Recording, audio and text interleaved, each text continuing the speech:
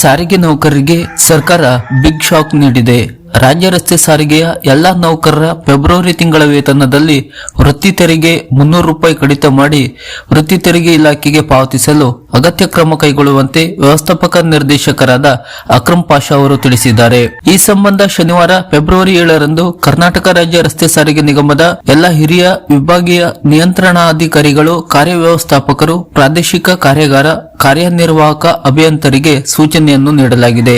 ಈ ವಿಷಯ ಹಾಗೂ ಉಲ್ಲೇಖಕ್ಕೆ ಸಂಬಂಧಿಸಿದಂತೆ ಸಂಸದೀಯ ವ್ಯವಹಾರಗಳು ಮತ್ತು ಶಾಸನ ರಚನೆ ಸಚಿವಾಲಯ ಹೊರಡಿಸಿರುವ ಅಧಿಸೂಚನೆಯ 2025ರ ಕರ್ನಾಟಕ ಅಧಿನಿಯಮ ಅನ್ವಯ ಅನುಸೂಚಿಯನ್ನು ಕೆಳಗಿನಂತೆ ತಿದ್ದುಪಡಿ ಮಾಡಲಾಗಿದೆ. ಕರ್ನಾಟಕ ವೃತ್ತಿಗಳ, ಕಸಬುಗಳ, ಆಜೀವಿಕೆಗಳ ಮತ್ತು ಉದ್ಯೋಗಗಳ ಮೇಲಣ ತೆರಿಗೆಯ ಅಧಿನಿಯಮ 1976ರ ಅನುಸೂಚಿಯನ್ನ ಕ್ರಮ ಸಂಖ್ಯೆ 1ರಲ್ಲಿ ಕಾಲಂನಲ್ಲಿನ ನಮೂದಿಗಳಿಗೆ ಬದಲಾಗಿ ಈ ಮುಂದಿನದನ್ನು ಪ್ರಯೋಜಿಸತಕ್ಕದ್ದು.